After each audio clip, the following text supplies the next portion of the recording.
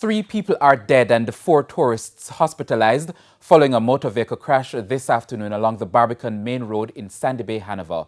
The driver of a Nissan Latia motor vehicle is among those killed. It's understood the tourists suffered several injuries from the incident, including a broken leg.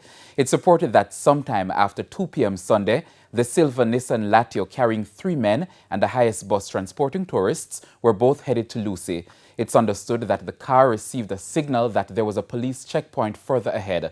Upon seeing the police along the Mosquito Cove Main Road, the driver of the vehicle turned and sped away in the opposite direction. Shortly after, the police were summoned to the scene of a motor vehicle collision on the Barbican Main Road. 3 men were found pinned inside the Nissan Latia, which had collided with the grey Toyota Hiace bus traveling from the direction of Sandy Bay with tourists aboard.